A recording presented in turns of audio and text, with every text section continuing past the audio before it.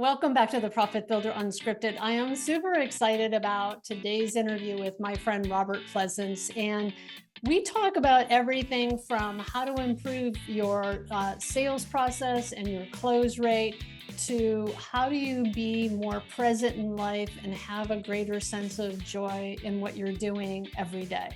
All right, let's jump in. I'm super excited to have my guest, Robert Pleasance, here with me today. Robert and I have known each other for a lot of years. He's a good friend, and we originally met in the 80s when we both worked for a company by the name of LifeSpring. And so, Robert, first of all, thank you so much for being a guest on the Profit Builder Unscripted. I'm so glad to have you here. Thank you. Thanks for having me. It would have been November of 1989. Okay. That's when we met. All right. That was just before I left LifeSpring, actually. Okay. Robert has, we're not going to share all the humorous stories Robert has of me from those days. I was a controller and he was area director in Atlanta running that center. But yes, and we've just developed a great friendship over these years. I have such enormous respect and appreciation and love for you. You're an amazing human being. And I was just very excited to have you say yes to being a guest because I think you're a very interesting person too. And I think that you have this way of just showing up and being authentic and real. And that's the kind of conversation I wanted to have. So yeah, so thank you. And before we jump into my question of you about some event in your life that influenced you, would you just share with people a little bit about you, who you are and what you do in the world? Okay. So let's see. Currently, right, I suppose I would call myself a consultant. Um, and as a consultant, what I do with a couple of my clients right now is I'm working on the sales and marketing, i.e., the growth of their companies. One's a bank out of DC, and so I'm assisting them in growing out their infrastructure and their technology, as well as helping them grow. And then I've got another client out here in Santa Rosa, California, that is in a whole nother industry, something I've never in a million years would have dreamed I'd been a part of. Let's see. So that's what I'm doing right now. My background is, as we were talking, met a person that enrolled me in the trainings that you were speaking about, Vicki, and I did the LifeSpring trainings in 1988. And in that, I remember being in the trainings and thinking, boy, that's what I need to be doing. I saw the people in the front of the room that were the trainers leading the trainings, and I just knew that something was calling me that I needed to be there doing that. And so figured out how to get hired after 6 no's and going through and jumping through lots and lots of hoops.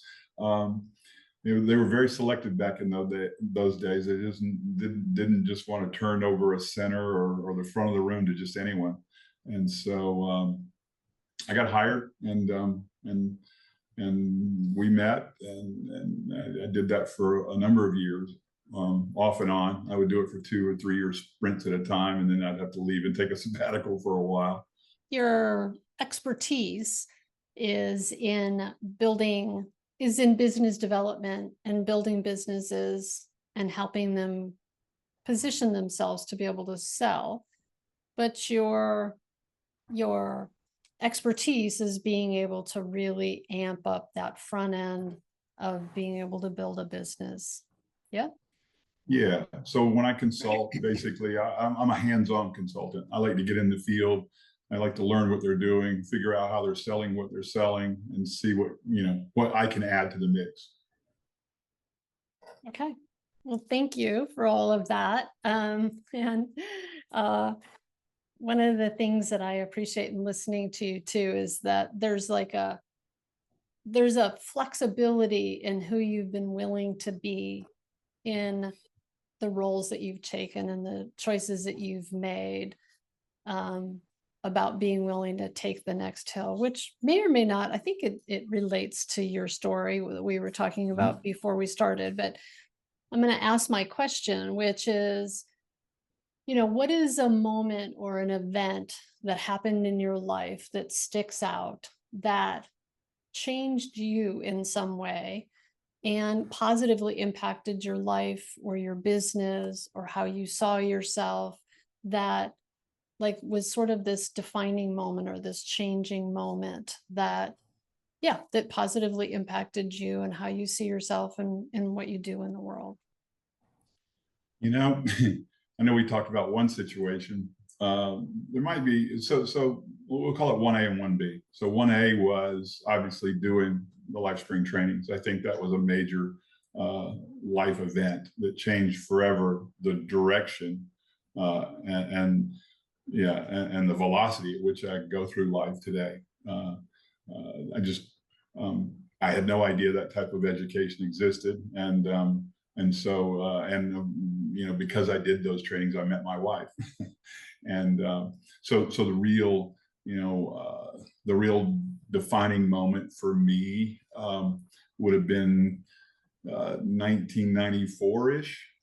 I had kind of played at life, literally played golf, and even my first stint with LifeSpring.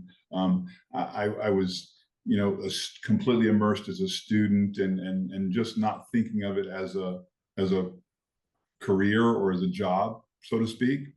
I couldn't even tell you how much money I made back in those days. It just didn't matter to me. What mattered to me was the mission that we were on. And so in 1994, I've got a 2-year-old, and I've got my wife's 8 months pregnant, my wife Joan, and she's about to give birth any day now to our daughter Zoe. And she sat me down and she said, "Honey, I love that you love to have fun. I love how passionate you are about all the things that you jump into, but we're going to need to hunker down here and think about what are you going to do for your career, because we need money." More or less in her own words. But I could tell the seriousness of what she was saying, and it just kind of struck me as, gosh, that was the day I figured I had to become an adult and do what I decided, what I'd made up for as a kid, that being an adult meant you had responsibilities, and you paid all your bills and you made money and all that kind of stuff. I just kind of drifted through life and gotten away with pretty much everything that I needed to get away with, and here I was at this particular point in my life where it was like, okay, time to put your big boy pants on and get What out did there. that mean when you say, like, I had to grow up or I had to put on my big boy pants? Because, I'm listening to you and I totally get it. And I totally I think of my son Taylor, who's 34 now, and he'll have these moments of like, I'm an adult now, Mom. Like, I have like a real job. But it's like, what shifted in you?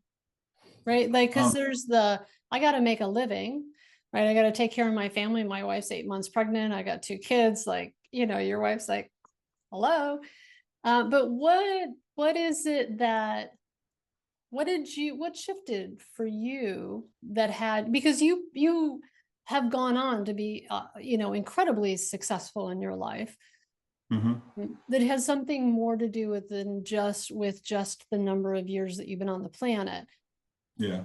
What changed for you at that moment? What decision? I would say, Vicki, so I've always been really, even before then, before that moment or that time, that conversation, I've always been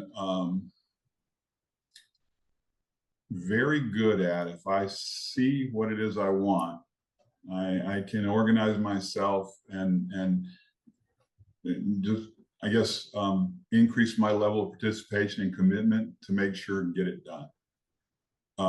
I did that in golf. If I was going to go play in a tournament or a series of tournaments, I was really good at prioritizing my time, but really my effort in making sure that I did what I needed to do to get the job done. And then I had the results as a result of that. You know, I was very confident at what I did there.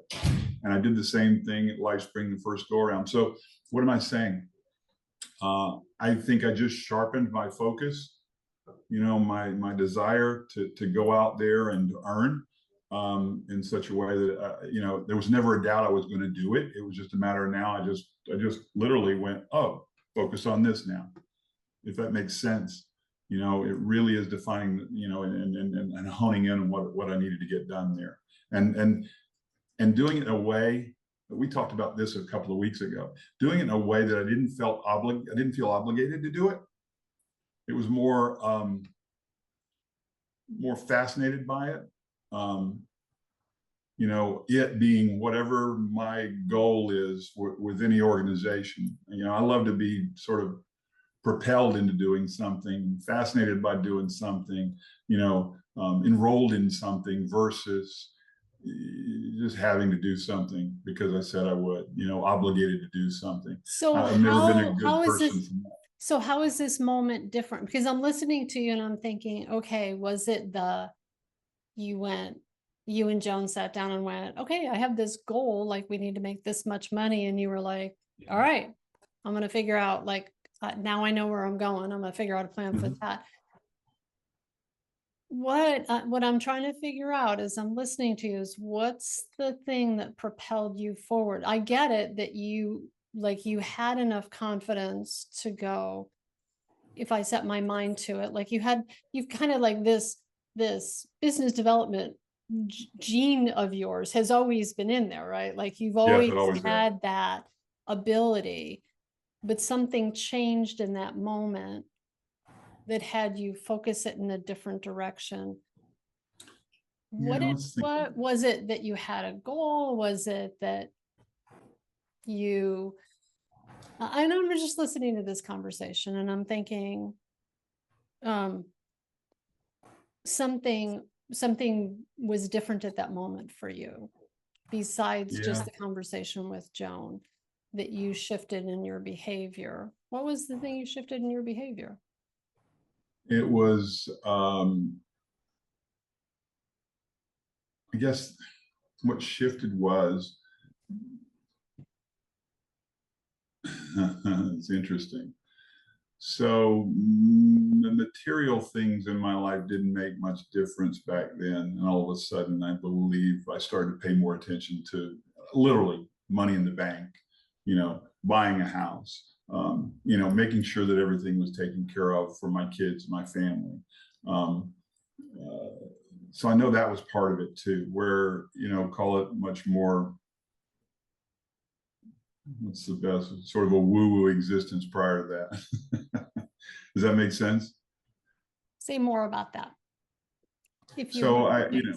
So I made decisions as a young person based on how I felt and didn't really care too much about the ramifications of whatever direction I was going.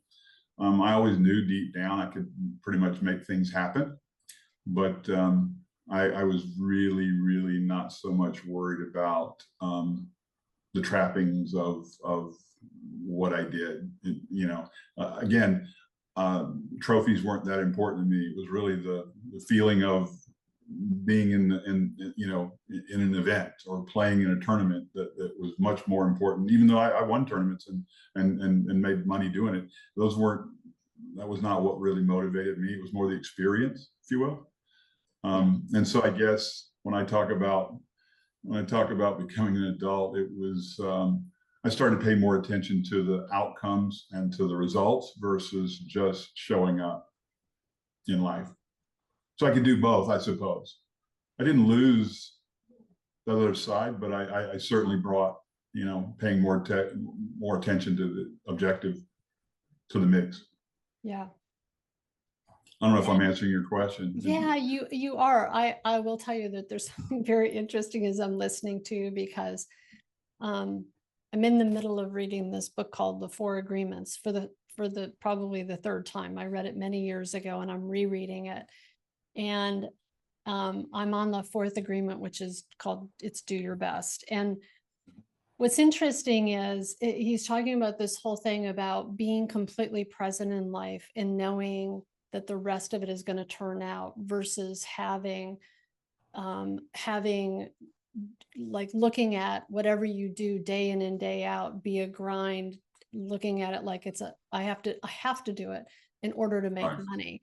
And what's interesting about you that I'm just recognizing in this conversation as I'm listening to you is that you are somebody who straddles both of those worlds in a really lovely way. Like you're very present to what you're doing. Like when you say, I just wanted to be out there playing, and that you, and I've heard this in different ways in our conversation today, like you just wanted to be out there playing completely all in to whatever the thing is that you're doing and love it and have fun with it. And at the same time, trust that it's all going to turn out. And that in that moment in time, when you sat down with Joan going, all right, like I need to have some measure for making sure that I'm on track to taking care of my family and so on. So it's interesting to me as I'm listening to you, because that's kind of the ultimate, like that's kind of one of our ultimate goals in life, is to be able to be really, I think I'm interested to hear what you think, but like for me, I go, if I can be completely present and joyful in what I'm doing right now, whatever it is, have a goal, know that I'm doing things or taking actions that are in support of what it is that I want to have happen. But whatever it is that I'm doing, I'm all in, like I'm unattached to whatever the outcome is, so that there's more presence and joy in what I'm doing right now. Does that make sense? Makes complete sense. I love it. That's a great overview of more or less my philosophy. Well, like I said, Literally. I like, that's my experience of you too, is that that's how you are in the world. It's Um, interesting. mhm. And Um, what a, yeah. So so do you think that that moment with your wife was the moment when you were like, oh, I need to add this other piece, but you didn't lose that first part of like, whatever I'm doing, I'm going to be all in and I'm going to have fun doing it. And I'm going to make it a fun thing to do, which I yeah. think that don't you think that when we do that, we're better at it? Like I So notice for myself, when I'm unattached to the, like, when I'm not trying to control outcomes and I'm just completely present and like, I'm like, I'm going to give this all I got and just have fun with it, yeah, present to what I'm doing. when you're talking, what occurs for me is, so there's a these are my words, but I'm sure I picked them up from somebody, but allowing the game to come to you. Hmm. What I mean by that is I've always been really, really good at figuring out a way not to get too attached to the results of anything, that they slow me down, stop me, or have me feel obligated and not having fun. Does that make sense? Totally. Yep. It Yeah, does. which is as a salesperson, is a great way to interact with a sales funnel. I'm not desperate in any way, shape, or form to get something. More than once said to salespeople going into a big sales call, remember, we don't need them, they need us. So, and again, all these things are just little bits and pieces of, allowing the game to come to me, meaning I don't have to force it, just let life sort of happen, but with some idea out there about how to measure it. That is, I I love don't know if that. that makes any sense. I don't know if that makes any No, yeah, it sense as I totally say it. makes sense. Can you do me a favor? Because I think this whole, your mindset around sales, because I think a lot of us have like had trash around sales, but your mindset around sales is great, I think, and you're really good at it. Would you just talk a little bit more about that when you're in the sales process, or how you train and teach people to have that thinking? Because it's like sometimes when we're so fixated on, I got to make the sale, we're not completely present. But there's a mindset that you have, and you showed this earlier, but if you wouldn't mind, just talk about that a little bit.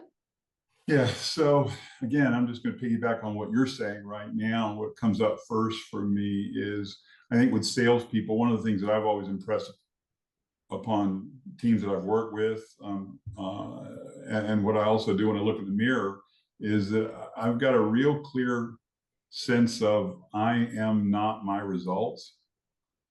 I have the results. Does that make sense? You've heard other people say this, I'm sure. Totally. Yeah. Yeah. And so I'm not my results. And I learned a lot about that, way back in my golf career. And when I used to be, if I shot 6 or 7 under par, I was the greatest guy in the world. Anybody wanted to be around. I'm buying people drinks. It was great. If I shot 77, though, you didn't want to be near me. Because I wanted to blame something, someone. I just wanted to, punch something. And what I realized was that I'd become my results, in those two examples. And so I was never able to improve much more than where I was, because the times you want to really go back to the laboratory are when you shoot those 77s and you need to fix some stuff. And if you're completely, you can't see the forest in the trees because you're so overwhelmed with anger or whatever it is, frustration or beating yourself up. You never get better when you need to get better. And so I guess I learned some lessons through the trainings and through some of the work that I've done, that I just don't get attached to results that way. Um, I use them as a they can tell me a lot about where I'm standing or where I'm coming from as I'm operating in life and with sales. But I'm not my results. And so I'm not really attached. They don't define who I am. And so in that way, there's a lot of freedom there just to work with whatever's in front of me, so that we can have the outcomes that we're looking for. That makes Yeah. sense. Yes, totally makes sense. Yeah. That So ability that to was something that not, just came up. Go ahead. I'm sorry. no, I was just going to say that ability to be able to say, I'm not my results, has us not take it personally. And Not at all. then we get to be responsible for it, which responsibility is ability to respond, not shame, blame, Mhm. fault, but to, like, when we can get unattached in that way, not take it personally, we can look at it and go, oh, like, how could I, like, what action could I have taken different? What approach could I have taken? Um, how can I use this as an opportunity to learn and grow Yep. versus an opportunity to make myself wrong in some way? Absolutely. And it's been a lesson over and over and over again, for myself and for people I've worked with and people I've coached and people I've managed. That's one of the number one things we've got to do, because people interact with they interact with their results different ways, and some people, and it's always psychological.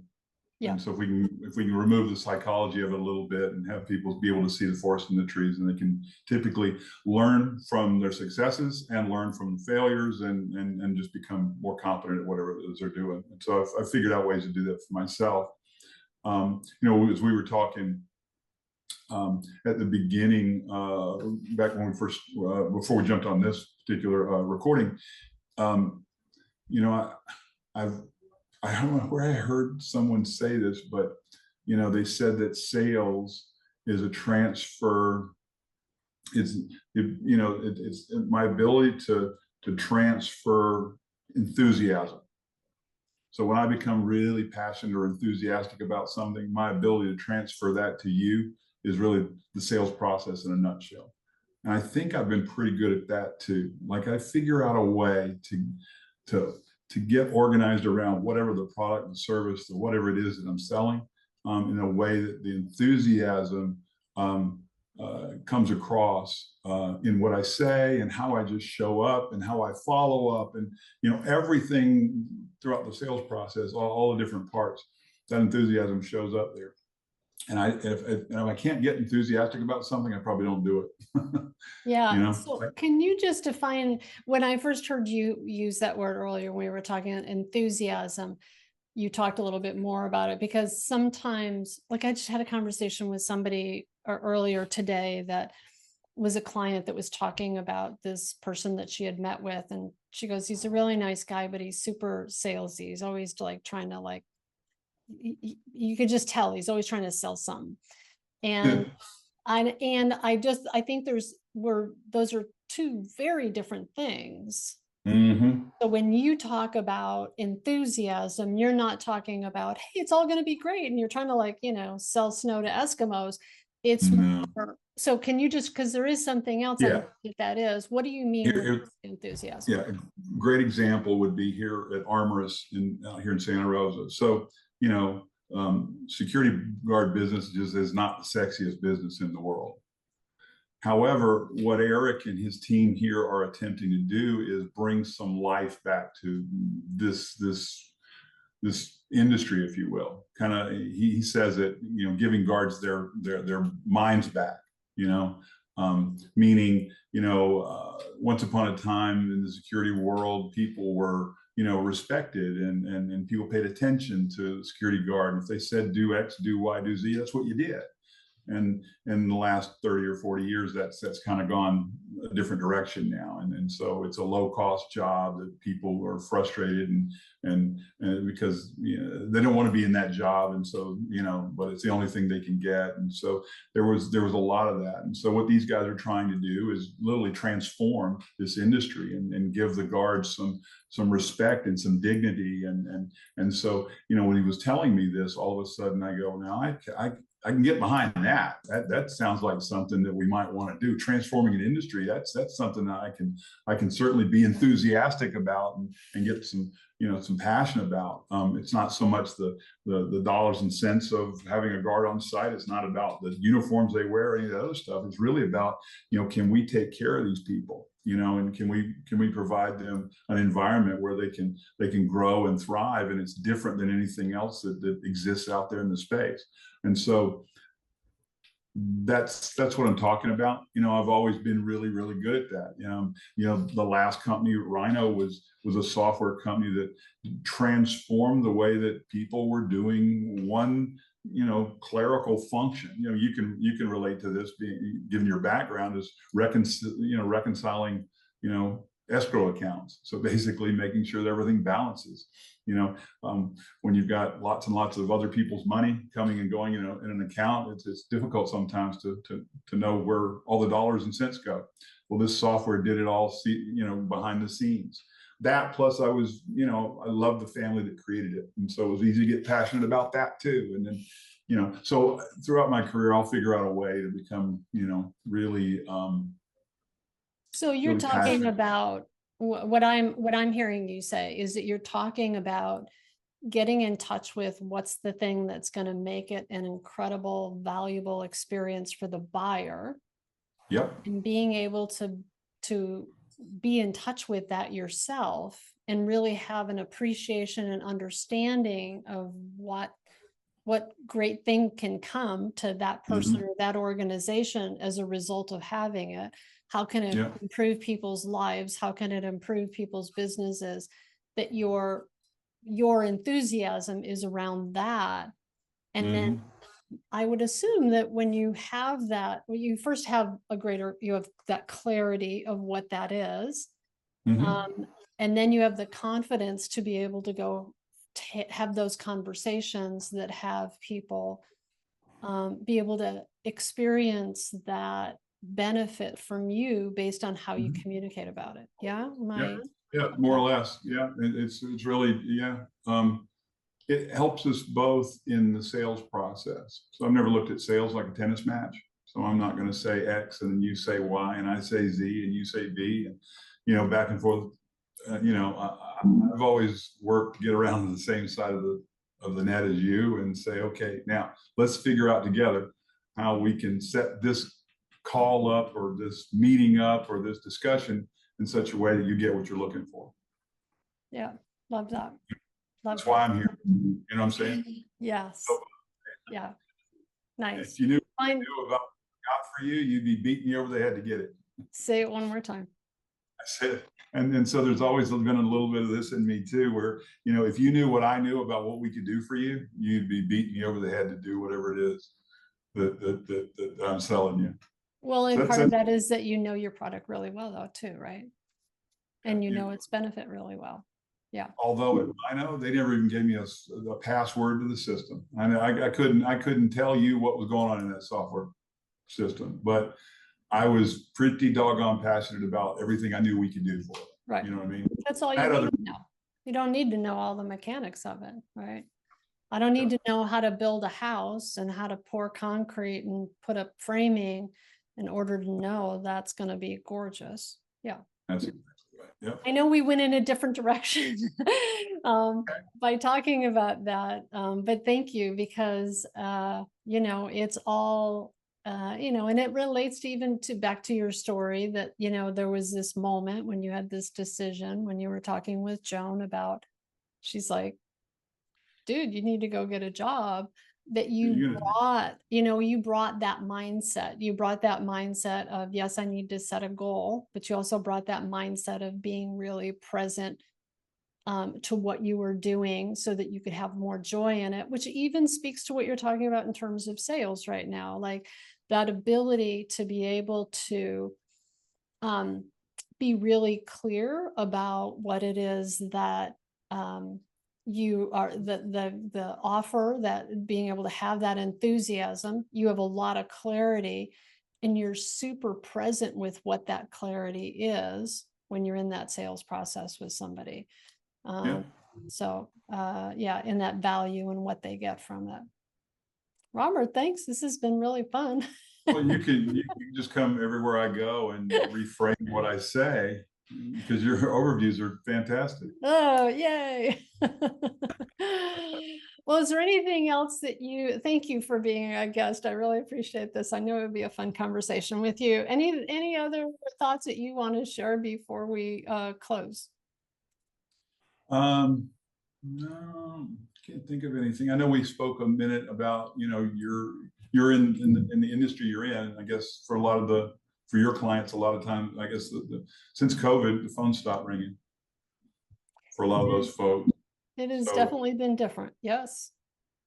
Yeah. And this is always, election years are always interesting years. So it's part of it too.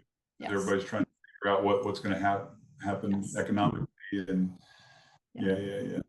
Rates are going to go back down. If they come down a little bit, that'll help people. Yeah. Just the money, maybe move around a little bit. That'll help things. I'm just trying to think of, is there anything that, because with Rhino Live, the phone stopped ringing too. And, you know, it stopped because there was really no sales process. And so, you know, there's no substitute. You know, kind of put the sales process in place, put the funnel in place, then you got to figure out how to fill it and how to manage it, right? Yes. Yes. Yeah. And then when it starts to fill, what to do with it. Exactly. That's about all I could add to that particular part of the conversation, I believe. Okay. There's shortcuts. You gotta work to get the phone to start ringing. But I'll tell you, once you start doing the actions, all of a sudden actions begat actions begat actions, and before you know it, you got people starting to call you again. All right. Top 3 tips to make the phone ring for a contractor. Seriously, set up a sales funnel first. Most people don't do that. They have no idea what I'm talking about. Meaning, so define that. Funnel can be, you can use something as simple as an Excel spreadsheet, but you've got a way to list everything that you know is everything out there that could possibly you could sell something to. So track your leads and know who your potential leads are. Correct. Okay. You know, identify, you know, what you're best at. You know, some people in sales are good networkers, meaning that they've got people around that more or less are selling for them in some ways. When I talk about networkers, that's what I'm talking about. There are people who are pretty good at just picking up the phone and calling cold. You know, they're fewer and farther between these days. There's a lot less of those in the market, but you know, again, that typically will begin to stimulate some activity out there if you can pick up and start calling people cold. You know, obviously there's different types of marketing that you can do to help. You know, you can do social media type marketing, you can do you know, print ads, and you can do I'm sure that people do mailers and that type of thing maybe in your space. And so there's lots of different ways to touch to touch people, but you have to follow those touches up. And a lot of times that's either going with a phone call, email, text message in some way. And then if you can just create some activity in the, you know, as far as filling in the front end of the funnel, eventually what will start happening is people will start calling you back. And then it's just a matter of taking it from there and, you know, going on site and doing whatever presentations you do on site, proposing whatever you do in proposals, and then eventually get into contracts. And before you know it, you got clients. So that part is not a mystery to your clients, I'm sure. Yep. It's the part, always going to be the front part. And there's, you got to get your business cards in somebody's hand. Somebody's hand. Business cards, what are those? I got this cool app on my phone. I can just basically, you know, zap your phone. We just touch phones anymore, right? That's Robert, right. thank you. Super helpful, valuable at so many levels. Love this conversation. Thank you for being a guest. Thank you for sharing yourself, your experience, and your wisdom. Really Thank awesome. you. You know, it means a lot to me that you've invited me on here to do this. Thank you.